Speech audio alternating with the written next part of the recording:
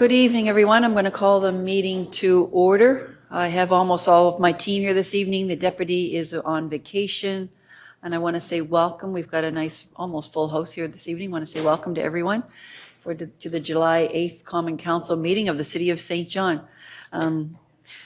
Before we get started, I'm going to ask Councillor Radwan to read a land acknowledgement for us. The land on which the City of St. John or Mennequist is situated is the traditional territory of the Wolastoqey. The Wolastoqey, along with their Indigenous neighbors, the Mi'kmaq and Passamaquoddy, signed peace and friendship treaties with the British Crown in the 1700s that protected their rights to lands and resources. Let us take a moment to reflect.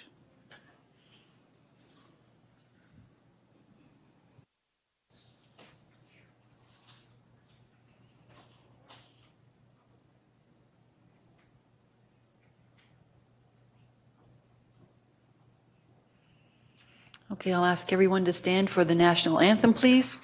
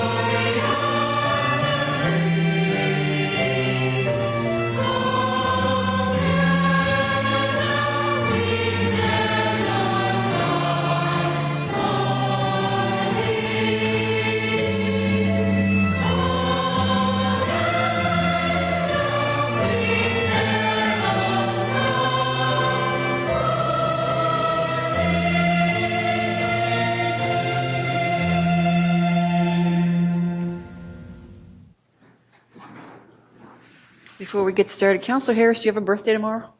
I do. Oh, well, happy birthday to all of us at council, from all of us at council. Yikes. Says the youngest councillor that we have on the team, Hickey. He's shocked at that age. Okay, City Clerk, over to you for the next item, please. Thank you, Your Worship. First item on the agenda is 2.1, minutes of June the 24th. Minutes of June 24th. Take Councillor Hickey, and I'll need a seconder, Councillor Radwan, on the question. All in favor? Opposed? Motion carried. Next item.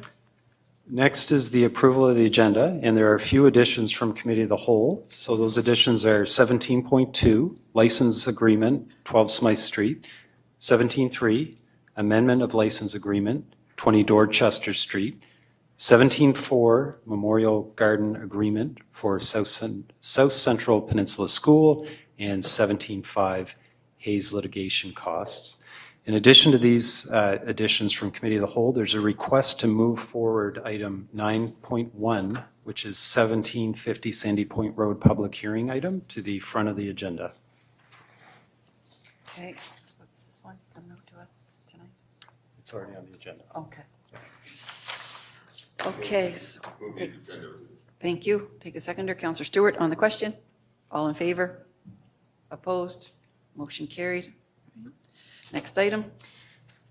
So the first item appearing under the public hearings is item 9.1, and this is a staff report which proposes to reschedule the public hearing, which was scheduled for today, for 1750 Sandy Point Road. Okay, and I'm going to send this one over to the Commissioner of Growth. Thank you. Excuse me, Your Worship and members of council. A public hearing was scheduled for a rezoning application for 1750 Sandy Point Road for this evening.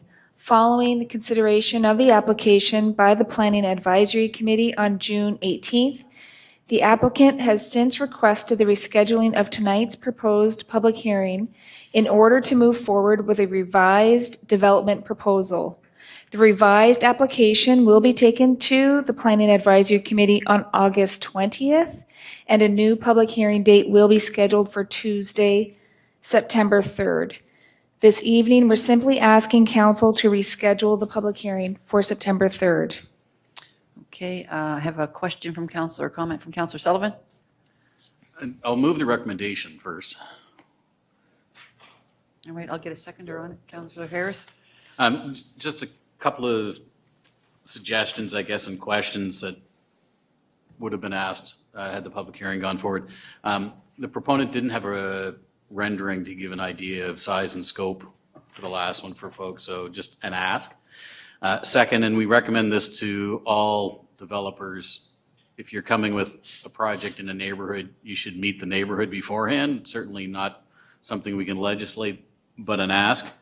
And third, there's some engineering with regards to this. When the infrastructure was put in the ground, 2004-ish, it was thought at the time that the infrastructure would support 800 new homes, I think was the way it was termed. But at the time, it wasn't really envisioned that homes would be high-density apartment buildings. So a question that was asked at PAC, and it would be good if our engineers could answer it before it comes back, because it's still a fairly high-density proposal, is what does the effect of this do on the infrastructure that's there, that was built? Thanks. Okay, sounds good. Okay, so I have the motion on the floor. There are no other questions, so I'll call the question. All in favor? Opposed? Motion carried. Excellent. Next item, City Clerk. Thank you. Next item is disclosures of conflict of interest, if we have any. Councillor Harris? Thank you, Your Worship. I've got a conflict on 12.2, the demolition of vacant dilapidated dangerous buildings at 230 and 232 Duke Streets. Okay. Councillor Killen? Same as Okay. 12.2, yeah. All right, noted. Thank you. All right, next item, City Clerk. Next on the agenda is the consent agenda. Councillor Harris, can I send that over to you since the deputy isn't here? Yep. Thank you, Your Worship. I would move 5.1 through 5.4 on the consent agenda. Can I get a seconder on that? Councillor Stewart, on the question? All in favor? Opposed? Motion carried. Next item, City Clerk. Next, we have item 6, members' comments. Members' comments? Councillor Radwan, over to you first. Thank you, Mayor. Quite a few things coming up, actually. We have Passport to Parks that is coming up. For Dominion Park, it's scheduled for July 13th. The Res is going to be August the 10th, and Rockwood Park is August the 31st. And that's a free event that city staff put on. They all start at 1 o'clock, so it's open to all members of the public. We also have a public engagement session for Shape Your Budget that would be great to see a lot of people participate in so that you can let City Council know exactly how you would like money to be spent. It's going to be taking place, I didn't write down the date, 4:30 to 6 p.m. I'm going to have to, next Monday. Thank you. Thank you, Councillor Sullivan. There you go. There you go. This Wednesday, 11:30 to 1. Councillor Sullivan, thank you. And, put it in your calendars. First ever St. John Powwow is going to be taking place October 26th and 27th at TD Station. And so that's really exciting. Thank you, Councillor. Councillor Hickey, over to you. Thanks very much, Your Worship. Last week, alongside yourself, I had the chance to catch the First Steps graduation, which is always a pleasure to join. For those that don't know, the Dr. Christine Davies Education Center essentially certifies young mothers' high school diplomas. So if they've dropped out of high school because of their children or whatever circumstances they may find themselves in, they offer the education services to get them their high school diploma. So this year, 3 graduates, all really powerful stories, really meaningful to show the impact of the education center and the positivity that that's having in the community for these women to be able to overcome a pretty big hurdle for some folks, which is a high school diploma. So, and kudos to you for speaking. Thank you, Counselor, and thank you to you for speaking as well at that. I will echo that. That's a great program, and since they've were inaugurated, and I can't remember what year that was, I think they've had 130 some women, young women, who have left high school because they've been pregnant and had a child. They've gotten their GED, so that's impressive because, as I love to say, as Malcolm X says, education is your passport to the future, and that is so true. And he spoke in the 60s about black empowerment in the States, and he was assassinated down there, but it was all about making sure you had an education so you could get out in the world and change it. Councillor Killen, over to you. Thank you, Your Worship. I forgot about this, and I shouldn't have because it was an amazing turnout. Councillor Harris and I and our team who are in the Coady Institute's Activate program, which is all about citizen-led engagement, hosted a dinner and community engagement at the Carleton Community Centre where over 40 residents showed up and participated in a number of community building networking activities to sort of understand just how many assets there are. And what we realized is that the Carleton community kind of reaches way beyond the traditional lines of City Line, way up into the West Side riding, including Seaside School, Seawood Daycare, the churches, the area all around the coast. So it was kind of interesting to understand how citizens see the neighborhood and get some really cool ideas and some low-hanging fruit about what we can do going forward. And I want to thank Lori Lambert from the city who showed up and participated very wholeheartedly. So super passionate member of city staff. It was just great to see such a diverse group of people get together and talk very positively about the neighborhood. It was really fun to get out of the comment section. That was the big lesson, to really speak highly of a community that often is painted as one that is in poverty or one that is hard done by. So the community spirit was super high, and we have some great ideas that we're going to bring forward, that citizens are going to bring forward, because it's not just us who do things, it is everybody. So it was really cool to see. Thanks. Thank you, Counselor. I'll mention too, my daughter, who is in fact a paramedic and just moved home in the recent past, tells me it's apparently International Paramedics Day. So I said to her, I'll make sure I mention that at council tonight. Next item, City Clerk. Thank you, Your Worship. Next is the public hearings. However, we're a little bit before 6:30, so we should move on to the bylaws, which are next. First one being 10.1 on the agenda. And this item is a public presentation for a proposed municipal plan amendment at Nason Road and Martha Avenue. Okay, I'm sending this one over to the Commissioner of Growth, Amy Poffenroth. Over to you, Amy. Thank you, Your Worship, and members of council. For council's information, a public presentation is a procedural requirement under the Provincial Community Planning Act for municipal plan amendment applications. This evening's first public presentation for a site in the Nason Road, Martha Avenue area commences a 30-day public review period during which members of the public may provide written submissions on the application as an early step in the process. Any submissions received will come back to council following the close of the 30-day public review period for consideration before moving forward in the process. Following the 30-day public review period, it is anticipated that on August 19th, Common Council will refer the application to the Planning Advisory Committee for review and recommendation.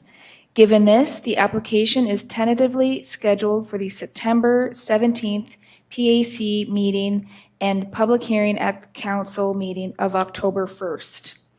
With that, as an introduction, I will now read into the public record a copy of the public notice that commences the 30-day public review period, and you can see on the screen the location of the subject property. Public notice is hereby given that the Common Council of the City of St. John intends to consider an amendment to the municipal development plan that would: 1. Redesignate on Schedule A of the municipal development plan land having an approximate area of 6.78 hectares located on Nason Road, also identified as PID 5508-6227, from park and natural area to stable area as illustrated on the screen. 2, redesignate on Schedule B of the Municipal Development Plan land having an approximate area of 6.78 hectares located on Nason Road, also identified as PID 5508-6227, from park and natural area to stable residential as illustrated on the screen. The reason for the change is to permit a multi-unit residential development on the site. Written objections to the proposed amendment may be made to council by August 7th, and inquiries may be made to the office of the city clerk or Growth and Community Services in City Hall between 8:30 and 6 Monday through Thursday. Thank you, Your Worship. Thank you. Next item, City Clerk. Next is item 10.2, and it's another public presentation for a proposed municipal plan, St. John Industrial Park expansion. Over to you, Commissioner of Growth. Thank you, Your Worship. The second public presentation on this evening's agenda is for a municipal plan amendment for the expansion of the Spruce Lake Industrial Park. Members of the public may provide written submissions on the application as an early step in the process.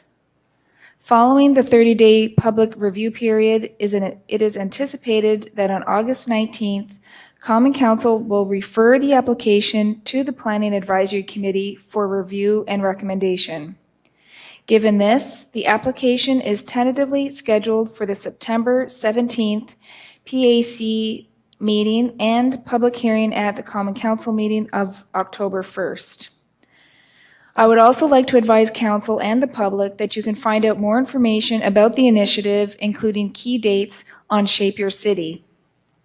There's also an in-person open house on July 17th at the Laurenville Community Center from 1 p.m. to 3 p.m., and again from 6:30 p.m. to 8:30 p.m. to share your thoughts or ask questions about the project. You can also contact Dillon Consulting with any questions or concerns before or after the open house. With that as an introduction, I will now read into the public record a copy of the public notice that commences the 30-day public review period, and you can see on the screen the location of the subject property.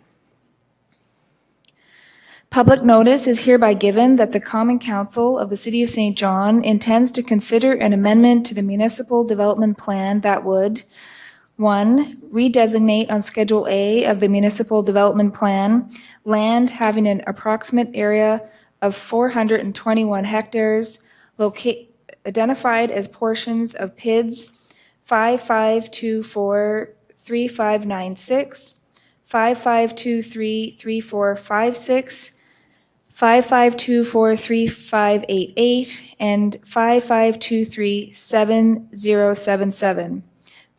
From park and natural area, rural resource, employment area, and stable area outside of the primary development area, to employment area within the primary development area, as illustrated on the screen. 2, redesignate on Schedule B of the municipal development plan land having an approximate area of 421 hectares identified as portions of PIDs 5524-3596, 5523-3456, 5524-3588, and 5523-7077. From park and natural area, rural resource, heavy industrial, and rural residential outside of the primary development area, to heavy industrial within the primary development area, as illustrated on the screen. The reason for the change is to include the site within the primary development area and the heavy industrial designation to allow for the expansion of the Spruce Lake Industrial Park.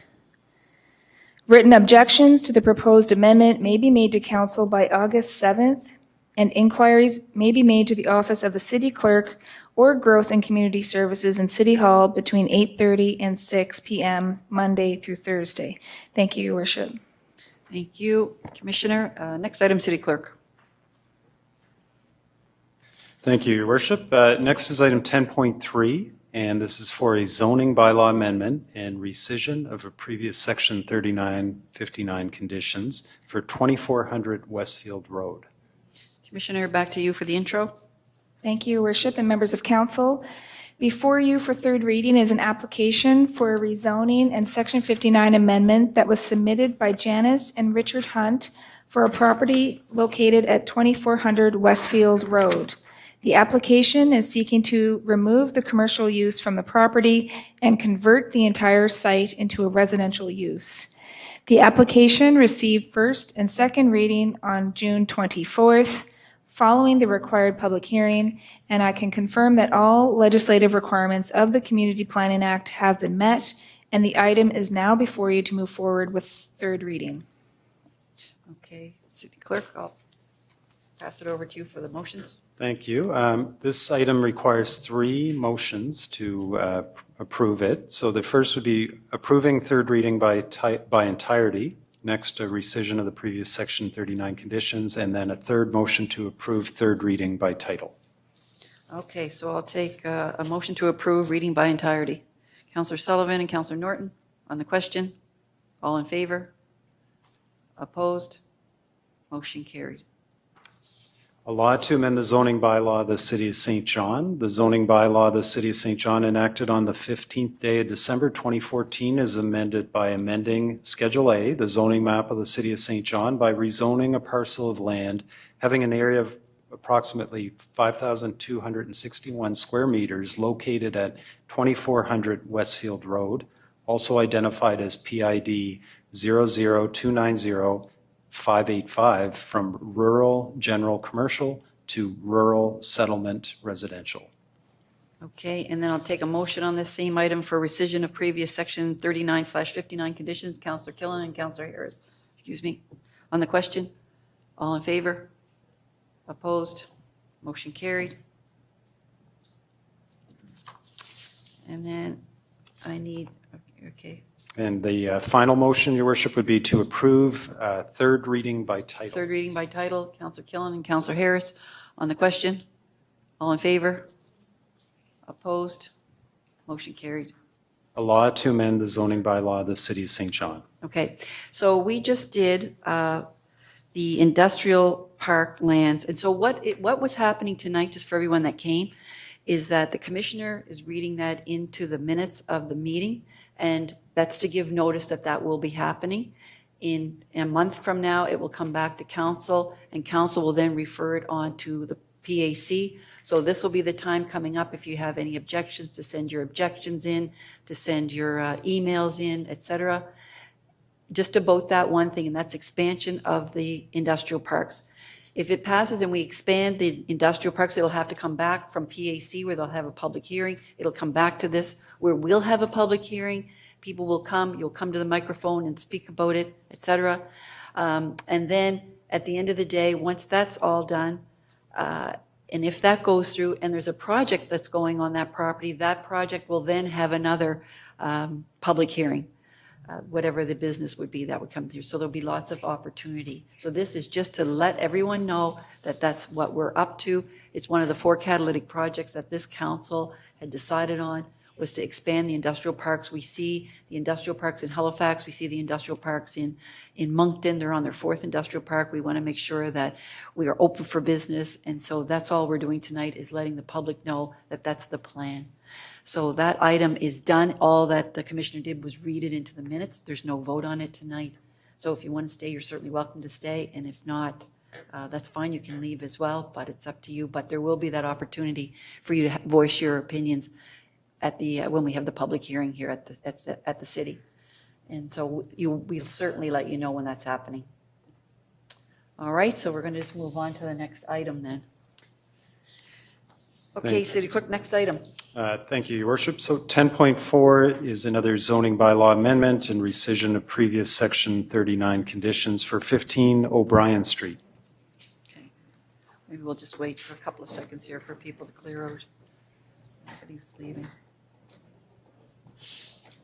Curtis.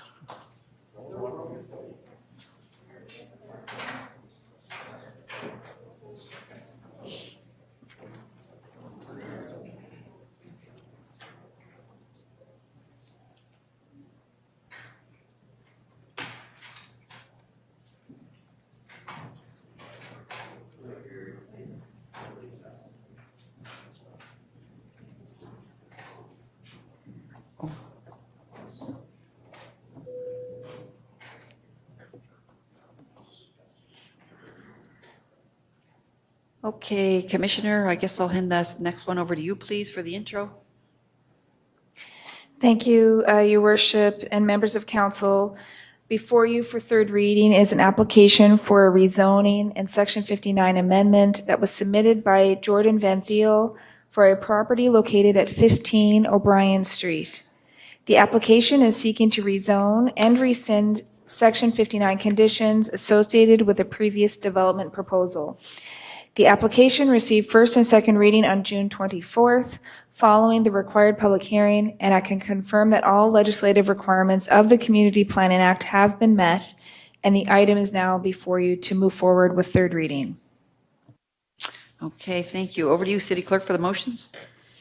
Thank you. In this case, we require 3 motions. First motion is to approve third reading by entirety. Second motion, rescission of previous Section 39 conditions. And third motion, approve third reading by title. Okay, so I'll take a motion to approve reading by entirety. Councillor Redwan, Councillor Stewart on the question. All in favor? Opposed? Motion carried. Law to amend the zoning bylaw of the City of St. John. The zoning bylaw of the City of St. John enacted on the 15th day of December 2014 is amended by amending Schedule A, the zoning map of the City of St. John, by rezoning a piece of land having an area of approximately 3,118 square meters located at 15 O'Brien Street, also identified as PID 004-15711, from general commercial to 2-unit residential. I'll take a motion for the recession of the previous Section 39/59 conditions. Councillor Stewart and Councillor Sullivan on the question. All in favor? Opposed? Motion carried. And I'll take a motion to approve reading by title. Councillor Harris and Councillor Stewart on the question. All in favor? Opposed? Motion carried. A law to amend the zoning bylaw of the City of St. John. All right, City Clerk, next item. Just because there's only a few minutes until the Okay. public hearing, would you like me to move to some quick items under 15? Yes, we might as well do Okay. that. So first one is 15.1, a citizen letter with respect to request to rescind motion declaring 1671 Sandy Point Road as surplus property. There's a recommendation from staff to refer this matter to Growth Committee. Councillor Sullivan and Councillor Stewart on the question. All in favor? Opposed? Motion carried. Next is 15.2, St. John Cycling Letter with respect to Harrigan Lake property. Recommendation to refer this matter to the Growth Committee. Take a motion. Councillor Sullivan, Councillor Stewart on the question. All in favor? Opposed? Motion carried. That was an interesting letter. It'll give staff a little time to reflect on that as well. Next item. Next is 15.3, a citizen letter with respect to Rogers Communication Proposal with a recommendation to receive this letter for information.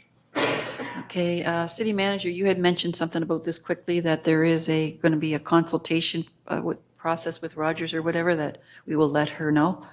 That's correct, Your Worship. Rogers is undergoing consultations now, so we'll ensure through staff that the residents are aware of their opportunity to engage in that consultation process. All right, sounds good. Councillor Hickey, you had a question? I got a few questions. So do you want me to ask them or? Yep. Okay. I was wondering if Mark could offer an update. I know he's kind of led this file from a staff perspective. If he could kind of offer an update on that discussion with Rogers and their subsequent company that they've hired to run the consultation.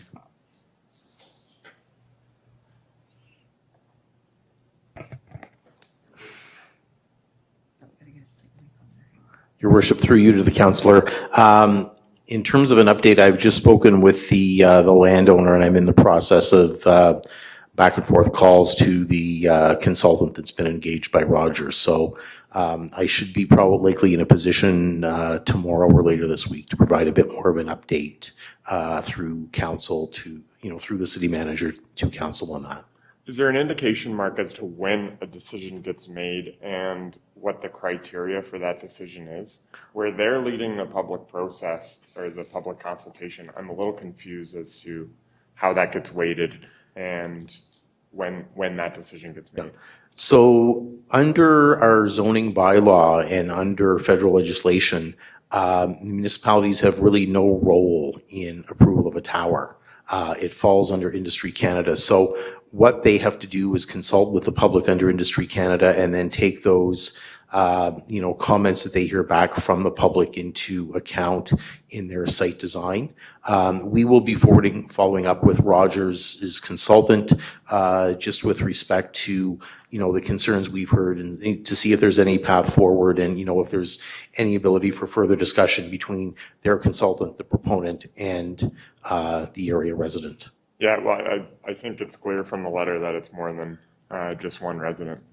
There's quite a group there that seem to be impacted by this, and I think it's becoming quite clear that this may very well be the wrong spot. So hopefully that gets communicated to Rogers and we can continue to push that accordingly, because I think we'd be making a mistake in doing this.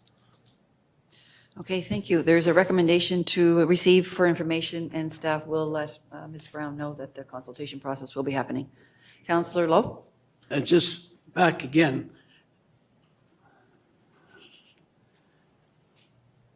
Can this tower be built?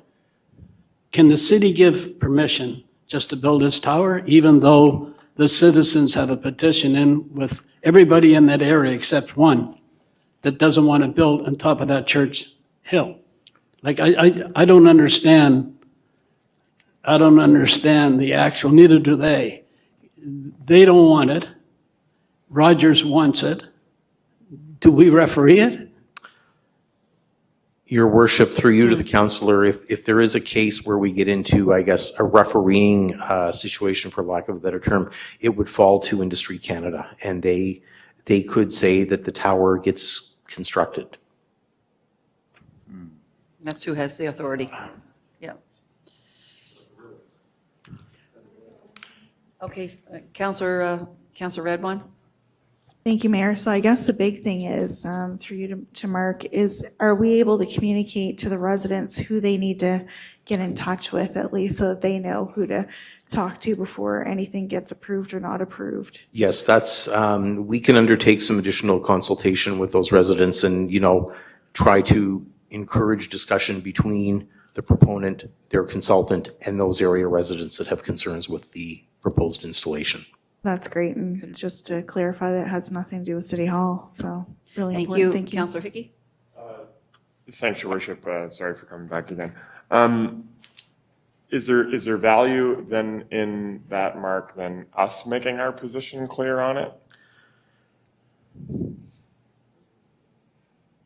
I think where it's federally regulated, I think, that and the fact that, I think staff have heard enough here tonight that we can try to work through this and, try to, encourage the residents and the proponent to come up with a bit more of an amicable solution. And, maybe there's some give and take on both sides of the equation, perhaps. Yeah, I will say, I've been in touch with the Rogers consultant team a few times, and I will say they do seem quite responded to the conversation. I don't know whether or not that actually Translates to Rogers. translates yeah. into any action, but they have been pretty willing to engage and are continuing and have, I think, extended that consultation process because of the work of people like Lorna. So thanks to them. All right, sounds good. So there's a motion, there's a recommendation to receive for information. Your staff is going to call Ms. Brown, let her know, and everyone else there, you can let everyone know that there is a consultation process. It's not within our authority. She'll have to deal with Rogers. So I'll take a motion for that. Councillor Sullivan and Councillor Norton on the question. All in favor? Opposed? Motion carried. Excellent. Okay, City Clerk. Next item. Thank you. Next, we'll go back to the public hearings because it's now just after 6:30.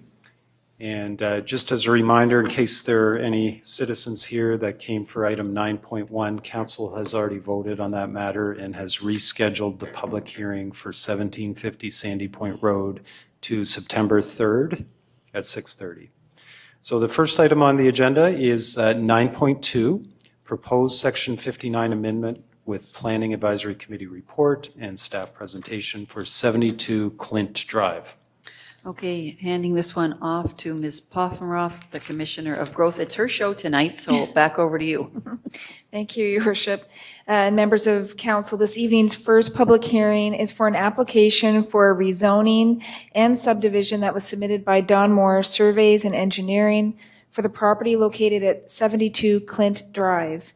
The application is seeking to facilitate the construction of a new public street and to rescind conditions preventing the construction of semi-detached dwellings. The application has been evaluated by staff and the Planning Advisory Committee, and included in your package is the recommendations to rezone the property.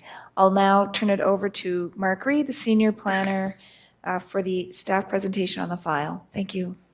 Thank you, Amy. Your Worship and Council, this application involves a Section 59 amendment along with the necessary approvals for subdivision to basically rescind Section 59 conditions that were imposed on a previous rezoning of the site which prohibits semi-detached dwellings, and also to grant the necessary assents and approvals with respect to the extension of a public street.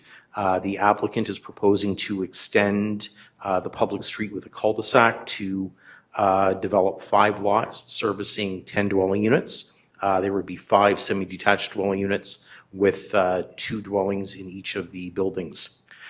This is an air photo overlay of the subdivision plan on the air photo. It's basically at the end of Dolly, the northern part of the Dolly and Clint Drive intersection, at the extreme north of the Lakewood Heights subdivision in East St. John. This is a subdivision plan here showing the plan without the air photo. Site location, just to give a bit of a context, it's at the northern edge of the Lakewood Heights development. The city's Willie Avenue Water Tower is off to the right of the photo, and then there's an area of undeveloped cleared land. The development in the area was undertaken a few years ago by Darling Real Estate Limited, Bob Darling's group. This is a view here looking north along the proposed roadway alignment into the site. This is another view of the adjacent dwelling to the southwest of the site. The municipal plan has the area designated as stable residential. The area to the north is on the opposite side and outside of the primary development area and is designated a rural resource. So the land is kind of on the edge of our serviceable boundary, if you will. Policy LU 88 of the plan provides guidance directing development in stable residential areas. The surrounding neighborhood is predominantly single unit residential. However, semi-detached units are permitted by the underlying zoning, and typically the building topology of semi-detached and single units are comparable. They involve things such as the same window and door dimensions, the same roof lines, same heights of buildings. So from a design perspective, it is a compatible type of development. Servicing exists for the area. One thing that my colleagues in infrastructure development and St. John Water flagged is that some of the dwellings may require internal booster pumps as the modeled water pressure is at 42 PSI. Based on the review, staff are of the opinion that proposed amendments align with the municipal development plan. Current zoning of the site is 2-unit residential. The standards of the R2 zone are met. Semi-detached was originally excluded from the development at the time of the rezoning back in 2007, as it was thought not to be a good fit with the existing neighborhood. I would note that that would be under our former municipal plan, and our new municipal plan. Our thinking really has changed, and we're pursuing more of a mix of dwelling types and densities within neighborhoods to meet the housing demand that we see here in the community. In terms of the subdivision, there's council assents required for the new public street. There is no money in lieu of public land for public purposes required. The development benefits from a credit from previous development on the site. And also, we're recommending the council assent to any necessary local government services easements that may be required, and as well as authorizing the necessary city developer subdivision agreement related to the roadway and infrastructure construction. In terms of engagement, June 3rd, letters went out informing area residents of the PAC meeting and tonight's public hearing. And on June 13th, we posted public notice of tonight's public hearing. There is one letter in the council packet that did come in after the PAC meeting.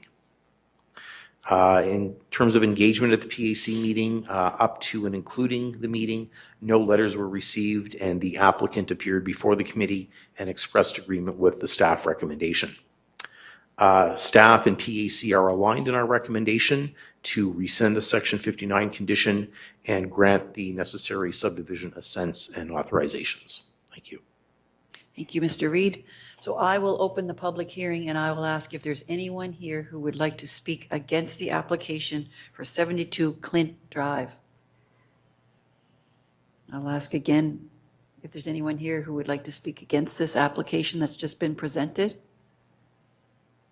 And I'll ask for the third time if there's anyone here who would like to speak against the application to rescind the Section 39s for 72 Clint Drive. Okay, hearing none, I'll ask if there's anyone here who would like to speak in favor of the application that's been presented. I'll ask for a second time if there's anyone here who would like to speak in favor of the application. And I'll ask again if there's anyone here who would like to speak in favor of the application for 72 Clint Drive. Hearing no one, I'm going to close the public hearing. And I'm going to ask my team if anyone has any questions for Mr. Reed for staff. I see Councillor Harris, over to you. Thank you, Your Worship. I think probably most of us think the same thing around this. This is good use of space, and it's kind of going back to a place that was really underdeveloped. Just one concern, though, about the lot adjacent to the last lot on the list. There's quite a tight sight line there. Do we have any sense that there's coordination between the current owner and that development? I guess I'd be surprised if that was my building and having my backyard, even though it's not on my property, being encroached on by that. There wouldn't be some sort of conversation. So I'm just curious. Yeah. We haven't had any objections from that landowner. We did send out letters to, landowners within 100 meters. It is something that we can mention that to the proponents and their consultant, just to see if there's been any discussion to date in terms of that. But the proposed, while it's adjacent, the proposed lot sizes meet the requirements of the zoning bylaw, and so that would provide for the adequate rear yard setback from that site. And what is that setback, just so I'm clear? It's Is it 9 meters? 6 meters for a rear yard, yeah. And then there's some provision, decks can project 2 meters into that and still leave you with 4 meters. Okay, So, thanks. Councillor Redwan? Thank you, Mayor. I more have a process question. I've mentioned it before. I'm just wondering how difficult is it for staff to include how many letters they've sent out? we could take that back through you, your worship, to the councillor. We could take that back and look at that and just, even, put that in the PAC report that X letters were mailed out to residents within 100 meters. The number of letters that get sent out, it really depends on the density of development. Uptown, if we Exactly. went 100 meters in the uptown core, Yeah. we'd send out quite a few letters. A more suburban area such as this, it's kind of a bit of the middle ground.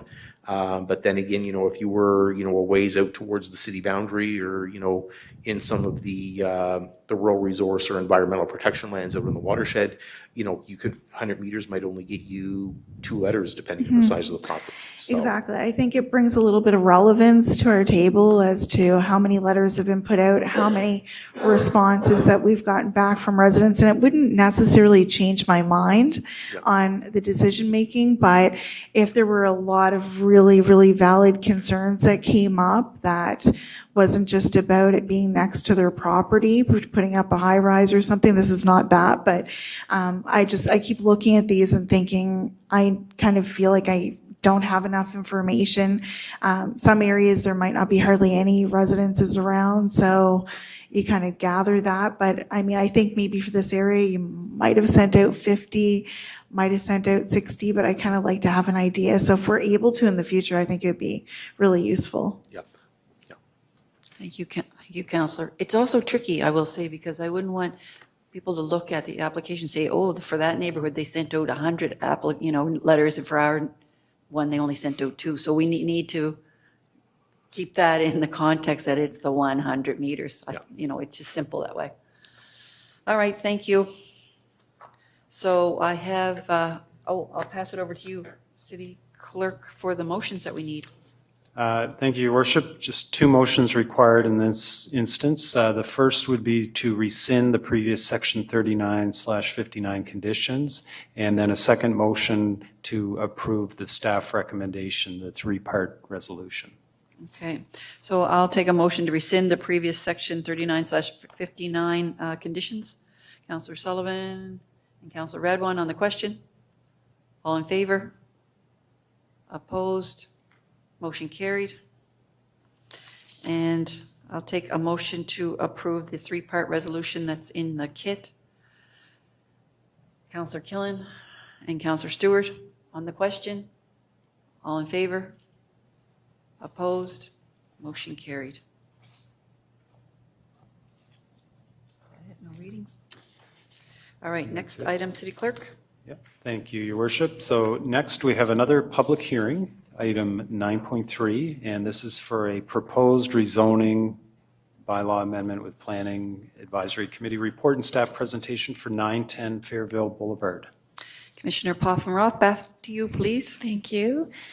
Your Worship and members of council, this evening's second public hearing is an application for a rezoning that was submitted by the Islamic Society of New Brunswick for the property located at 910 Fairville Boulevard. The rezoning will permit the development of a mixed-use 60-unit apartment building. The application has been evaluated by staff and the Planning Advisory Committee, and included in your package is the recommendations to rezone the property. I'll now turn it over to Yeva Matson, the planner on the file for the staff presentation. Thank you. Here we go. Good evening, Your Worship, Council. So as said, this is an application for 910 Fairville Boulevard for rezoning and for subdivision assents. This application is to subdivide and rezone 910 Fairville for a mixed-use development. This would include separating the existing mosque and then facilitating a new lot to build a 6-story building, I believe it was, for 2 ground floor commercial, and then 60 residential units above that. And this would include about 50% of the units being affordable. And it would, of course, include all the necessary landscaping and parking. On the screen here is a concept of what that would look like with the existing mosque in the background to the right there. And the site itself is located on the west side on Fairville Boulevard, just across from the Sobeys and the Canadian Tire. This is a commercial corridor, but with residential behind it on Manawaganish and pockets of residential along Fairville itself. Here's an image of the existing mosque. The new building would be just to that left area there. And then here's another image of the site looking down Fairville. And so the new access for the lot would be just on the other side of that telephone pole. Another image looking east down Fairville, just to help you center yourself with the Canadian Tire in the background there. So the site is designated as Regional Retail Center in the municipal plan. Fairville Boulevard is the second regional retail center in St. John, and it's envisioned as more of a secondary community-based regional retail center. And amendments to the city's municipal plan in 2019 do provide for residential development within the regional retail center through rezoning. A similar rezoning did occur just down the road at 990 Fairville a few years ago for a very similar style project. The current zoning is regional commercial, and staff are recommending rezoning to regional commercial residential, which is compatible with the surrounding development pattern and would allow for that site to have residential units on it. This application did require a PAC variance, which was granted conditional on this rezoning. That is to allow for a few residentials in the rear of the site on the ground floor. This regional retail residential doesn't allow for residential on the ground floor typically, but through the PAC variance, they could have it in the rear. There would also be a DO variance required for lot frontage, as it's about 2 meters less than required for the zone. That can be done at the staff level after consent from all the council. And then there would need to be assents for the subdivision, for any required easements, and for money in lieu of land for public purpose. Letters were sent to landowners within 100 meters of the subject property on June 3rd, and public notice was posted on June 13th. No letters have been received. So as the proposal conforms to the municipal plan and the zoning bylaw, staff and PAC are in alignment of recommending approval for the application to rezone the site to regional commercial residential and to approve for all assents for the subdivision, including the LPP and any easements required. Thank you so much. Okay, so I am going to open the public hearing, and I'll ask if there's anyone present this evening who would like to speak against the application for 910 Fairville Boulevard. I'll ask again if there's anyone present who would like to speak against the application. And I'll ask for the third time if there's anyone here who would like to speak against the application for 910 Fairville Boulevard that was just presented. Okay, I'll ask if there's anyone here who would like to speak in favor of 910 Fairville Boulevard, the project that's just been presented. I'll ask again if there's anyone here who would like to speak in favor of 910 Fairville Boulevard. And I'll ask for the third time if there's anyone here who would like to speak in favor of 910 Fairville Boulevard. Okay, seeing no speakers again tonight, I'm going to close this public hearing, and I'll ask my team if anyone has questions for staff. And Councillor Lowe, you're up first. And I think that it should be known to the council that the presenters said they're going to put 30 affordable housing units in this project, which is a large amount of affordable housing. That should be known by council. Yeah, and that was in the kit. That was great to read. All right, so I don't see any other questions or comments. So City Clerk, over to you for the motions. Thank you. So in this case, we require approval of first reading by title and approval of second reading by title. Approval of first reading by title, Councillor Lowe and Councillor Stewart on the question. All in favor? Opposed? Motion carried. A law to amend the zoning bylaw of the City of St. John. And I'll take a motion to approve second reading by title. Councillor Killen and Councillor Ogden on the question. All in favor? Opposed? Motion carried. A law to amend the zoning bylaw of the City of St. John. Next item, City Clerk.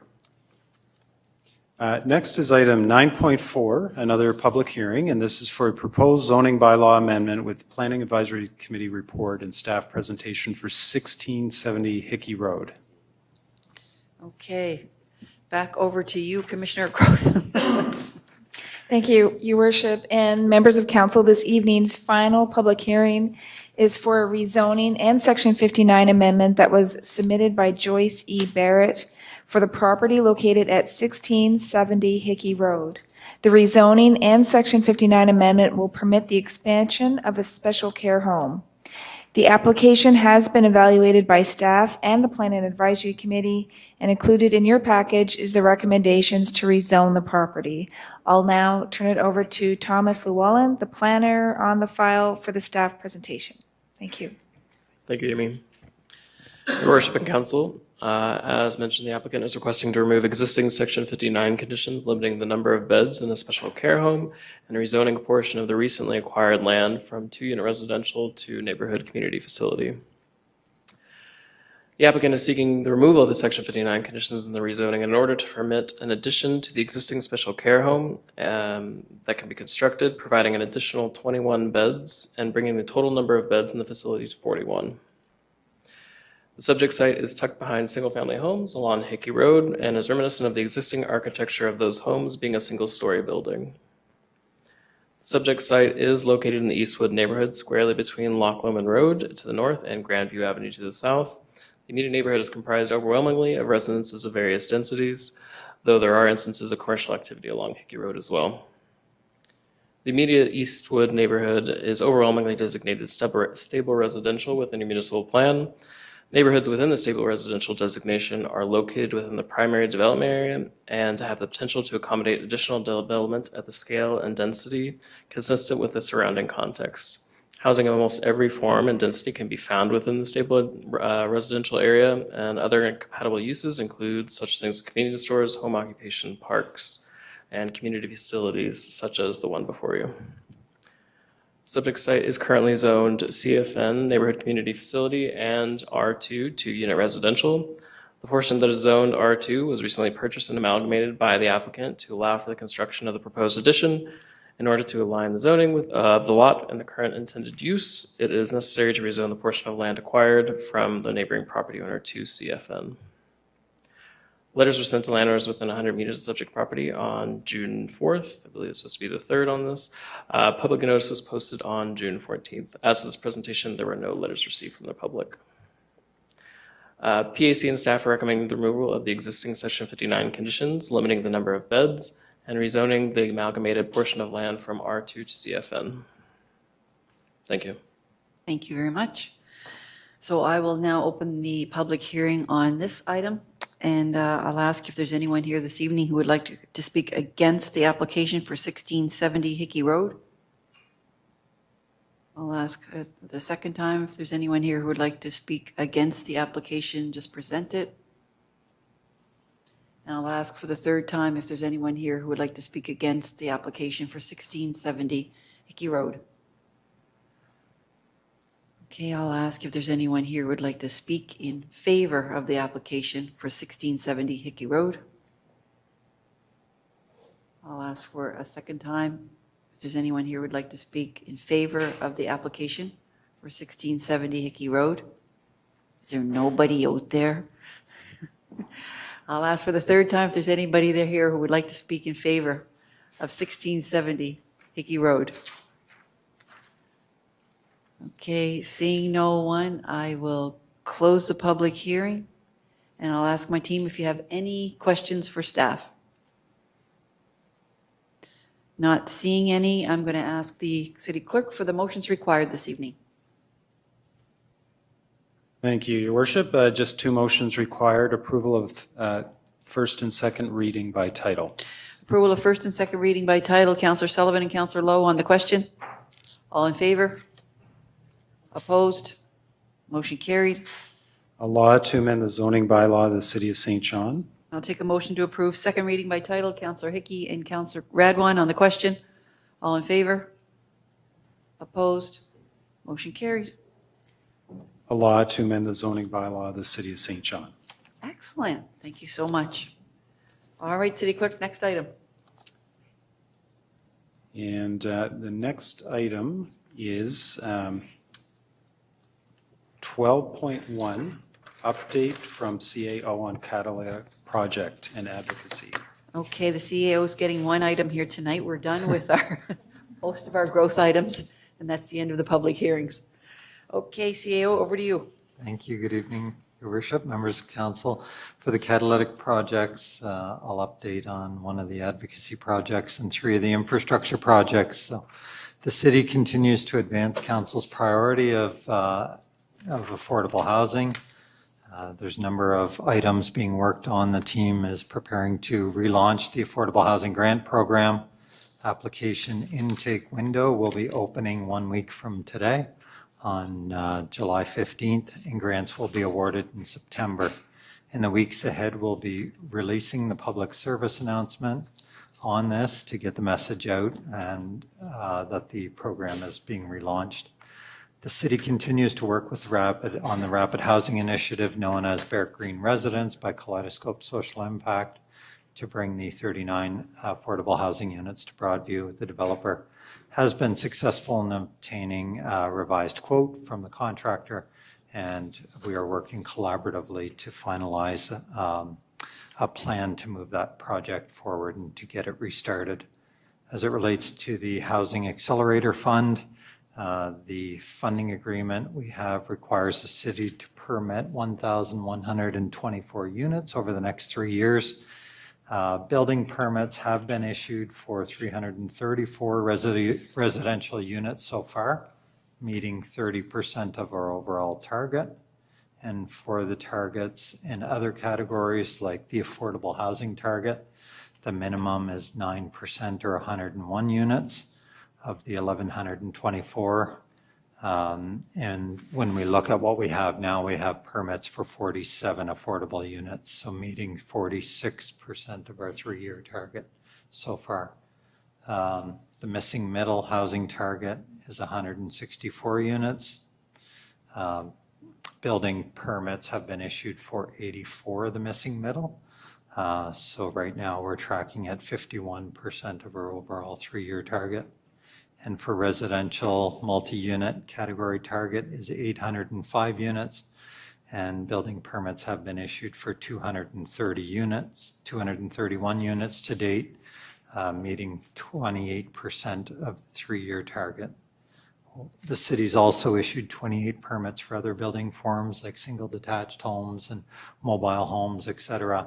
And this additional 26 units accounts to the overall target of the 1,124 as well. So overall, we're performing quite well, given it's still early days on the Housing Accelerator Fund. In addition, there's 7 of the 8 Housing Accelerator initiatives that are underway. The RFPs have been issued and closed for 3 of the initiatives. So that's governance reform, that's zoning bylaw reform, and that's schematic design catalog. And so the proponent selection is underway by the team now. And RFP has been awarded to conduct the North End Combined Sewer Separation Strategy as part of the North End Secondary Plan Initiative.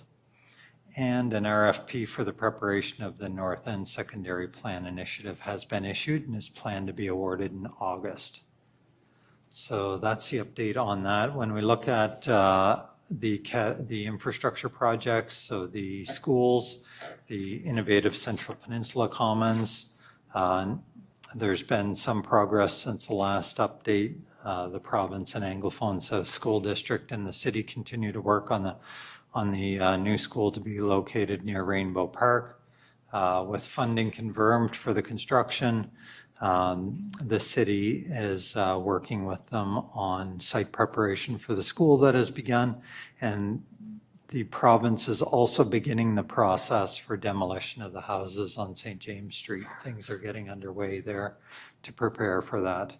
The Turner Brewer Memorial will remain at Rainbow Park at an alternate location in the park, with the commitment from the province to pay for the cost of the memorial's relocation within the park, something that will come up later on our agenda. And the city is in ongoing discussions with the school board regarding the shared space of Rainbow Park. And the city and the province will begin public engagement with the South End School in Rainbow Park enhancements. It's planned for this month to begin those public engagements. And the North End School, things remain the same there with the slated opening for September of 2027. With respect to our industrial parks, as we already heard this evening, a number of things underway. Expanding the availability of the land within the industrial parks is a priority, and so we've been seeking to expand more development-ready land for new companies. Right now, we don't have enough space for big businesses to set up operations, and so by expanding Spruce Lake Industrial Park, we can support new investments for the economy. And the City of St. John has requested 1,591 acres from the Regional Development Corporation for the expansion of our industrial parks. This land is near the St. John or the Spruce Lake Industrial Park and will help create an area that's ready for new development. And as our commissioner has mentioned earlier, there will be an open house on July 27th for residents to come out and learn more about the plans that we have underway. And that's all on our Shape Your City webpage for the public to see. And finally, as it relates to the Funday Key on the private development, construction continues on the private residential and commercial development, and as it relates to the public space, Idoli Makahamak, the promenade, stage, ice surface, and surrounding islands are all nearing substantial completion, and the rock pool, fountain, and tidal steps will then follow that. But anyone who was around on Friday night would have seen them testing lights down in that area, and it's coming along well. Harbor Passage around the Fundy Key work is ongoing, and we'll be coordinating with the Fundy Key private developer, as public access along this area will need to be restricted to ensure the safety of the public while the build is going on and they're erecting steel in the months ahead. So with that, Your Worship, that concludes the update, subject to any questions. Wow, it's a lot. Appreciate that. Thank you. Councillor Harris has a question or comment. Over to you. Yeah, just with regards to the half funding, could you remind me of the target that we're trying to hit in 3 years? Was it 1180, I thought we said? Yeah, 1124. Okay, and so I'm just trying to, I want to make sure that, I guess from where we sit here around the horseshoe, what is the point of, I guess, where is the point along the way of the Housing Accelerator Fund implementation plan where we can look at that mixture and make determinations long-term for projections? Because I'm just, I'm running numbers and I'm going back to the 10-year strategic plan to get to 85,000 residents by 2032 was our goal. We'd need to be doing it around 1,700 a year to make it there from where we're at now. And I know units, some have 2 in them, some have 3 in them, there's different numbers of bedrooms. But I guess it's like the mixture of that, where do we see that sort of interacting with our decisions around here going forward, or even at the growth committee level? Just trying to look for, I guess, clarity around the interactions here of timelines and if we're going to get to that place where council can look at what we're achieving on paper and make a decision about whether we're getting the mixture right for types of dwellings and who they're serving. Yeah, I know it's a loaded question, but it just occurs to me that we need to continue to have that conversation here as much as we can. Yeah, and on that, so we are, with the 334 residential units so far this year, we have made significant strides. Going from memory, I think our 5-year average is somewhere around 270 or something like that. So we've already exceeded halfway through the year, our 5-year average. So I'd say we're well on target to, achieve closer to the 600-700 units a year. And it's important that we continue to develop and ramp up our building capacity in the city with expanding current developers as well as attracting new developers to the city so that we can meet those targets. But some of those in-depth discussions as it relates to the housing needs, we will be having those more in growth committee. And so this is really an update that's focused on the Housing Accelerator Fund within kind of the targets we need to achieve as part of that. Okay, thanks. Councillor Hickey. Thanks very much, Your Worship. Brent, would you be willing to offer a date for the rest of the public space at Market Center? Not at this point in time. It's subject to weather conditions and, we're getting a lot of rain scheduled for Thursday, which can impact things as well as, deliveries that we're waiting on items. But sometime in the summer of 2024. It's very non-committal. We've been burnt before, I guess. Okay, so can I get a motion to receive for information? Councillor Stewart and Councillor Lowe on the question. All in favor? Opposed? Motion carried. Next item, City Clerk. Thank you, Your Worship. Item 12.2 is a staff report and recommendation with respect to a demolition of vacant, dilapidated, and dangerous building at 230 to 232 Duke Street. Commissioner Poffenroff, back to you, please. Thank you, Your Worship, and members of council. The city's dangerous and vacant building program addresses public safety concerns resulting from dangerous buildings and encourages the redevelopment of vacant buildings to help build safe, livable communities and to address the housing shortage that we experience here in the city. So far this year, the program has resolved 29 cases, with nearly 3/4 of those buildings being repaired and reoccupied by owners. However, in some cases, it does become necessary for staff to pursue demolition of a vacant building when it becomes a hazard to public safety. Before you this evening is a recommendation to proceed with demolition of a vacant building at 230 to 232 Duke Street. And now I'll turn things over to Justin Tinker. Justin is the relatively new manager of the Dangerous and Vacant Building Program, and he will provide a brief presentation on the file. Thank you. Over to you, Mr. Tinker, and welcome aboard. Thank you so much, Your You've got an Worship. interesting file there. It's an exciting file. It is. Right? Thank you, Commissioner Poffenroth. Good evening, Your Worship, and members of Common Council.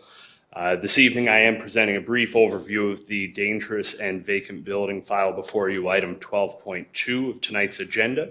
The building at 230 Duke Street is a 4-unit residential building located in the city's south end. The building has become a hazard to the safety of the public by reason of being vacant or unoccupied, by reason of dilapidation, and by reason of unsoundness of structural strength. A section of the building, particularly the west load-bearing wall, has separated from the foundation, presenting a risk of failure. Several wall and ceiling surfaces have cracked and bulged, and stairwells in the vicinity of the west exterior wall have tilted inward. The building continues to experience water infiltration that further deteriorates the structure. While the building has remained boarded up, makeshift sleeping quarters have been identified during inspections of the interior of the building. A notice to comply was issued and posted to the building on January 18th of this year. The owner initially considered repairs to the building, but upon realizing the extent of the structural issues, has abandoned repair efforts.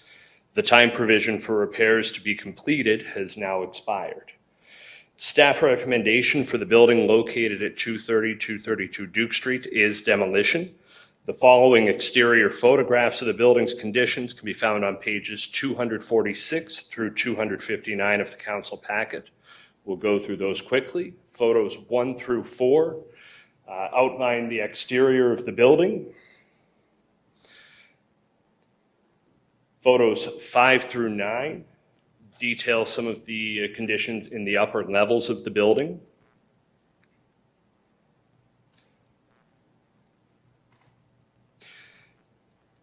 Photos 10 through 12 will show the basement of the building.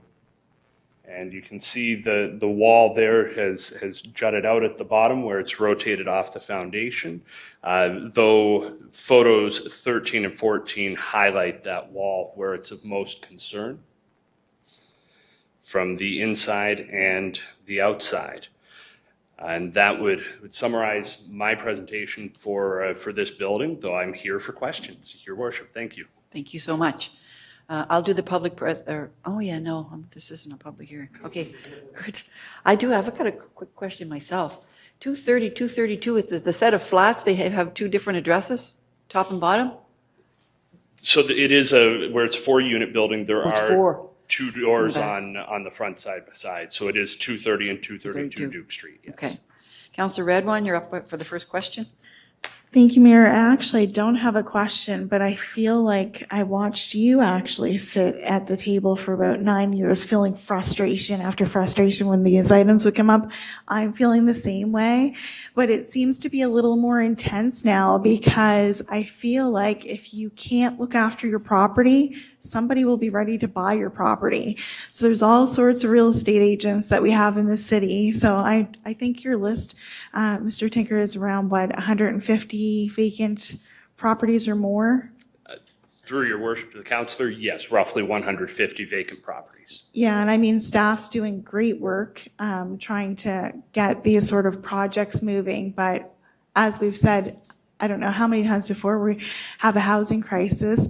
If you have one of these properties that's looking something like this, then get a hold of a real estate agent if you're not going to do anything with it, because this is costing taxpayers money, which of course the city's going to send the bill to the province and put it on the property taxes if the resident doesn't pay for it. But still, it's taxpayers' money, right? So eventually it'll be paid for by somebody, but finally, this is also taking up a lot of staff time, which is taxpayers' money again, and there's no need of it anymore because somebody is ready there to buy a house, to buy any vacant land. So, you know, there's no need for us to be here anymore. As far as I see, 10 years ago, that was different.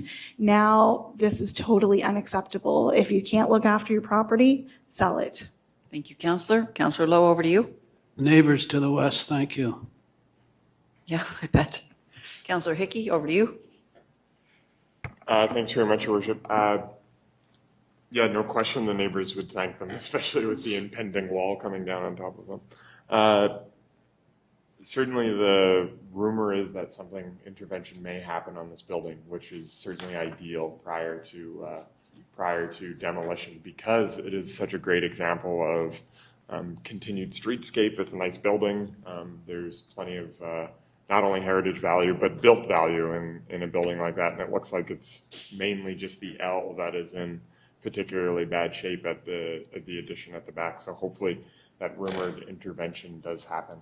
Thank you. Thanks, Justin. No real question, but you're welcome to respond. Through your Absolutely. worship, if I may respond to not a question, we do in fact have a procedure for late stage development proposals. So even a building that is approved for demolition by council in a case such as this, there are opportunities for developers to come in, with experience, with a track record, with the resources to save a building like this. And we would be very interested in discussing with them. Also, if I may, through your worship to Councillor Radwan, regarding the buildings themselves, through efforts of Mr. Purinton and the team, we do have the developer notification list and an opportunity to broadcast it to YouTube for any vacant building owner that is interested. It's been a tool with great success in moving some of these vacant buildings and putting them in hands of folks and organizations interested in doing the work needed to bring these buildings back. Good, thank you. All right, that looks, oh no, I have Counselor Ogden. To what Councillor Lowe was saying, there is a tremendous good feeling in communities when the buildings are painted or the grass is cut and that type of thing. And we have people in St. John who do not do that. And sometimes we have to chase them, but it does deteriorate a community when somebody doesn't paint their building, doesn't cut their grass, allows this to happen. And so I think there's a social responsibility here. I'm thinking of a lot of companies that are managing homes for people from, say, Ontario. We're seeing a lot of that. And the buildings aren't taken care of, and nobody seems to want to take responsibility, neither the management company nor the owner, often living in Ontario in this case. We're really seeing a lot of that in this community. And I know that when we go in and paint a home and clean up a property, everybody feels better about it. And my message is to the public is, if you are an owner of a building, take that responsibility. Don't use up staff time. It's staff time for the taxpayers is taxpayer money. And so if we're chasing somebody and they don't respond because they don't care, there is an economic cost to that, and it's tax dollars. And so, a little bit of care to a house makes the community stronger and better. And so that's my message to the communities is don't be that one building owner that destroys or hurts the community. Because there are companies and individuals who just don't seem to care. And I wish that they would do so. And remember, for those taxpayers out there, you're paying for staff time chasing some delinquent owner like this. So there's an economic cost to it, plus a social cost. Thank you very much. Thank you, Counselor. That looks like that's it for questions for you, Justin. Thank you. As Councillor Ogden mentioned, this is owned by ERTW Real Estate Corporation, and they are in Newmarket, Ontario. That's in the open kit. Before I take a motion on this, I have to read a building demolition statement. The information which has been provided in the council agenda package includes the report of the building inspector stating that the building located at 230-232 Duke Street, PID 00006452, is a hazard to the safety of the public by virtue of its being, amongst other things, dilapidated or structurally unsound. Is there present an owner, including anyone holding any encumbrance upon this property, who wishes to present evidence to the contrary, i.e. that the building is structurally sound and not dilapidated? So I'm asking the audience here if there's anyone here who has any different opinion or evidence on this building. Okay, seeing no one come forward, then I will ask for the motions that are in the city clerk. What are the motions that we need for this one? Oh, we've got the motions in the kit here. Hang on, I have to get to the motion. 12-2. Yeah, it's Council report. 12.2 in your agenda kit. So resolve that the building located at Yep. 230 to 232 Duke Street is to be demolished as it has become a hazard to the safety of the public by reasons of dilapidation and unsoundness of structural strength, and be it further resolved that one or more bylaw enforcement officers appointed and designated under St. John unsightly premises and dangerous buildings and structures bylaw are hereby authorized to arrange for the demolition in accordance with the applicable city purchasing policies. I'll take a mover and a seconder. Councillor Sullivan and Councillor Lowe on the question. All in favor? Opposed? Motion carried. Next item, City Clerk. Thank you, Your Worship. Next on the agenda is item 12.3. And I see the two councillors returning. 12.3, it's the Affordable Housing Grant Amendment. Ms. Poffenroth? Back to you. Thank you. I think this is the last, excuse me, time you're going to hear from me this evening, Your Worship. Your Worship and members of council, for your consideration and approval this evening, staff has brought forward an amendment to the city's affordable housing grant policy. The grant program provides an $8,000 to $10,000 per unit top-up grant to private and nonprofit housing developers constructing new affordable rental housing in St. John. The grant program began in 2023, funded through a one-time disbursement from the Regional Development Corporation and the federal government. From 2024 to 2026, the grant program will be funded through the Housing Accelerator Fund. As part of this change, staff is proposing several amendments to increase the program's effectiveness before initiating the 2024 application intake later this month. The proposed amendment has been evaluated by staff from Community Planning and Housing, General Counsel's Office, and Finance. And I'll now turn it over to Director Pankaj Nalavde for the staff presentation on this matter. Thanks. Thank you, Commissioner. Good evening, Your Worship and members of Council. For your consideration this evening, we have an amendment to the Affordable Housing Grant Policy. A quick overview of the program and the proposed changes. The program currently provides a per-unit grant of $8,000 to private and $10,000 to nonprofit developers for creation of new rental affordable housing units in St. John. The program piggybacks off existing provincial or federal programs, and the grant works as a top-up to those programs. In 2023, under the program, $800,000 in grants were committed across 4 projects towards the creation of 165 affordable housing units, total of 250 units in total. The program currently disburses funds at the completion of the project, and the 2024 program proposes disbursement at completion of an earlier milestone, in this case, the completion of a foundation for new projects or completion of drywall in the case of conversion projects.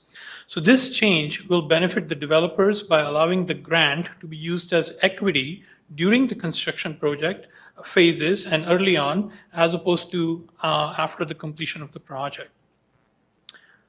So background, the grant project started with Affordable Housing Action Plan adoption in 2022, which called for the establishment of an affordable housing fund focusing on the creation of new affordable housing units as a priority.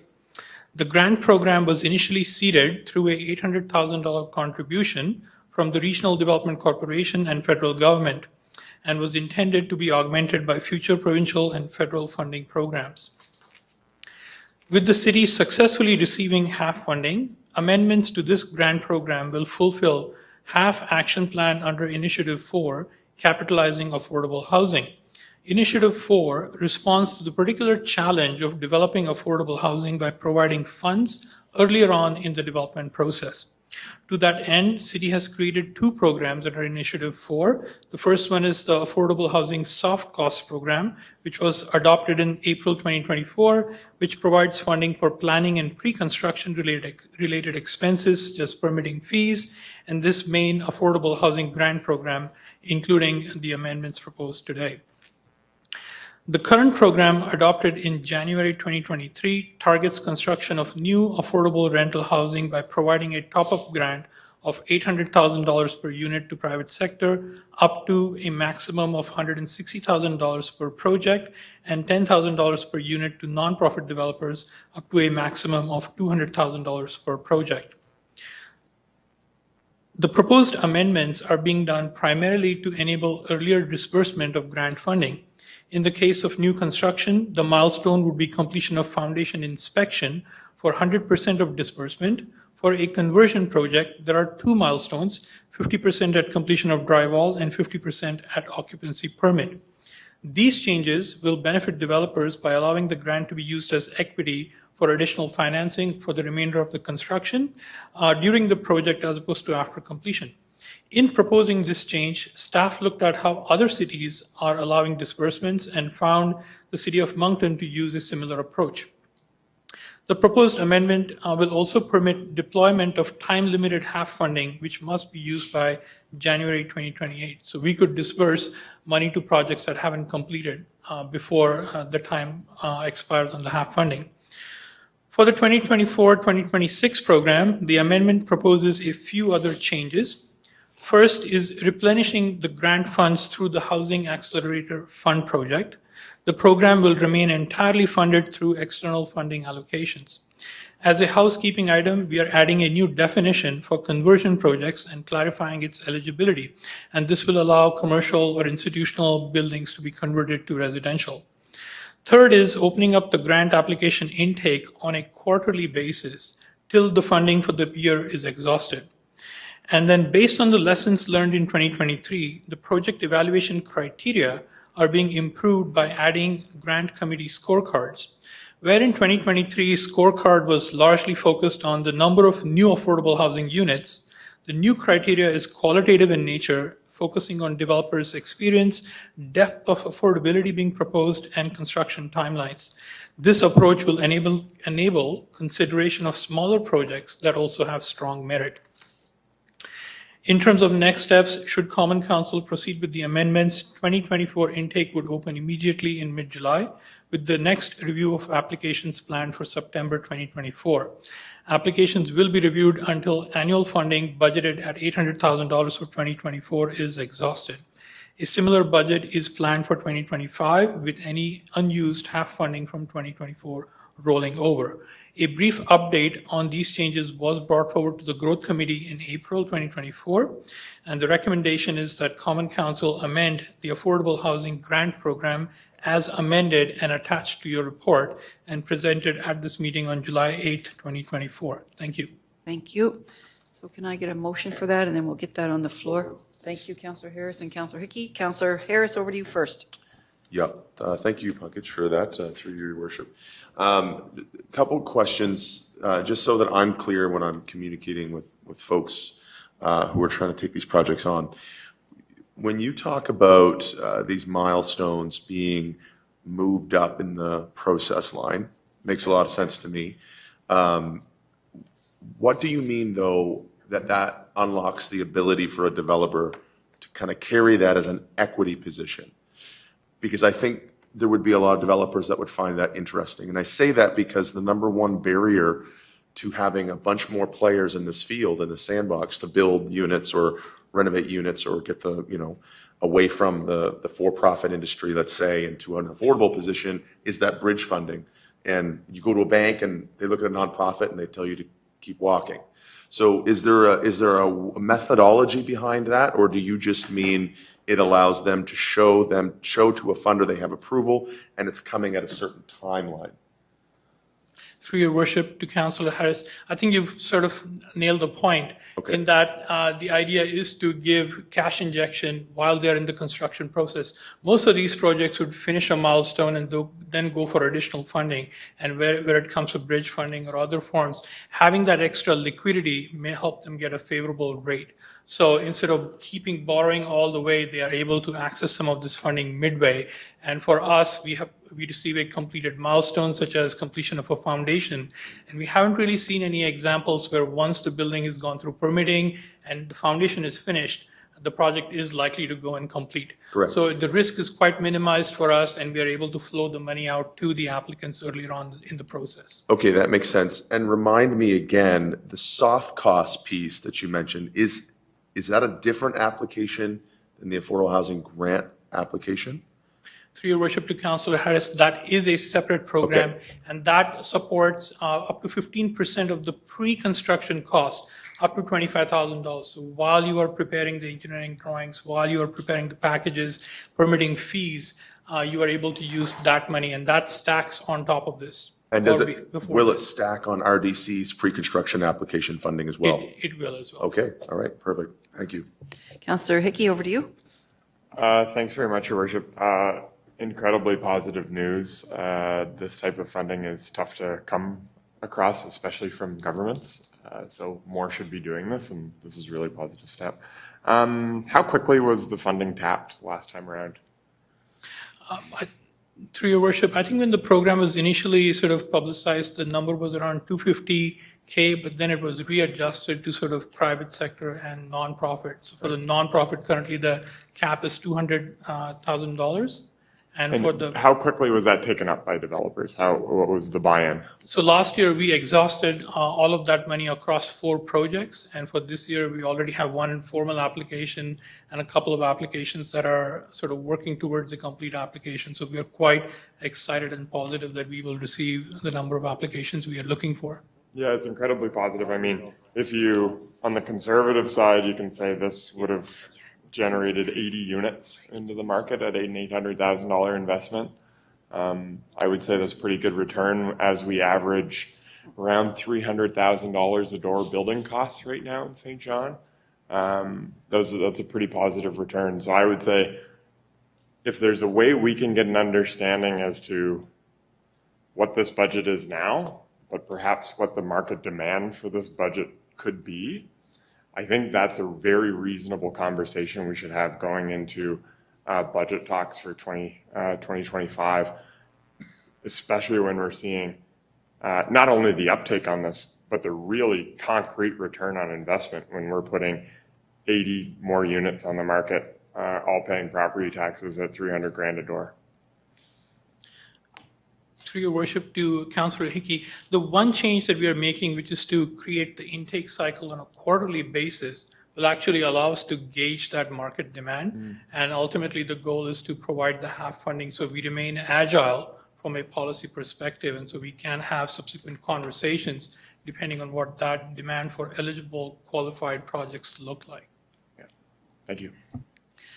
Councillor Killen.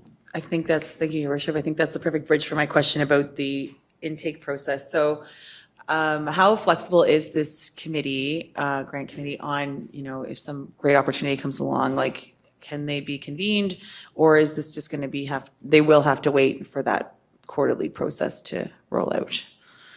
Through your worship to Councillor Killen, at this point, the proposal is for the quarterly basis. So generally, once an applicant comes in, it does take a month and a half for us to work with them and make sure that the project is set up for success, the application is set up for success. So if we have an intake every 3 or 4 months, that is a reasonable time frame for us to sort of manage sort of workload, the application load, and to do justice to each of those applications. So that's where we are at this point. Okay, so that's realistic for everybody involved, just that you know. Okay, thank you. All right, I think that looks like that's it for questions.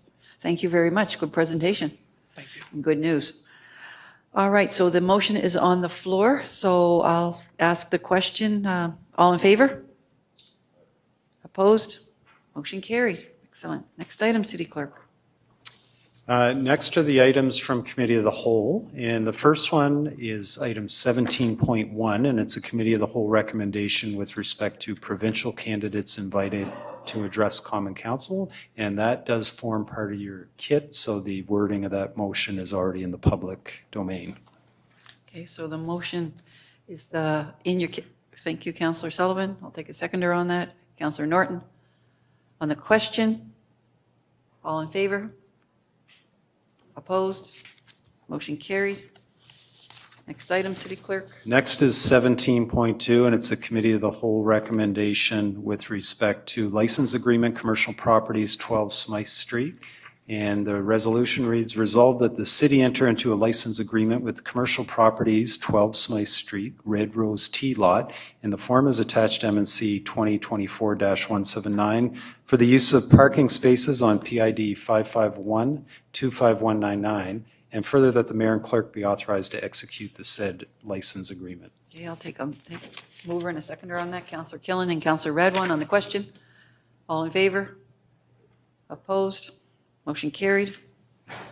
Next item, City Clerk. Next is 17.3, a Committee of the Whole recommendation with respect to an amendment of license agreement update to enforcement language 20 Dorchester Street. And the resolution reads, resolved that the City of St. John enter into an amendment of the terms and conditions within the existing license agreement with commercial properties as attached to MNC number 2024-180, and that the mayor and city clerk be authorized to execute said amendment to the license agreement. Take a mover and a seconder on that. Councillor Killen, Councillor Hickey on the question. All in favor? Opposed? Motion carried. Next item. Next is 17.4, Committee of the Whole recommendation with respect to Memorial Garden Agreement for South Central Peninsula School, and the resolution is resolved that the city enter into the Memorial Garden Agreement generally in the form as presented to Committee of the Whole at its meeting held on July 8th, 2024 for the handling of the Turner Brewer Memorial Garden currently located on PID 550-19731, with components of it being located on PIDs 000-1560 and 000-1552, and that the mayor and clerk be authorized to execute the said Memorial Garden Agreement and any other documents ancillary thereto. Your mover and a seconder, Councillor Lowe and Councillor Sullivan on the question. All in favor? Opposed? Motion carried. Next item, City Clerk. And the final recommendation from Committee of the Whole is with respect to Hayes litigation costs, and the resolution is that resolved that the city settle the plaintiff's cost in the Hayes litigation matters as follows. A, the all-inclusive amount of $70,000 for the trial and the appeal, and B, the all-inclusive amount of $1,500 for the Supreme Court of Canada leave to appeal application. A mover and a seconder on that. Councillor Lowe and Councillor Redwan on the question. All in favor? Opposed? Motion carried. And over to you, Councillor Lowe. Meeting, yeah, move to adjourn the meeting. Councillor Killen. Thank you, everyone.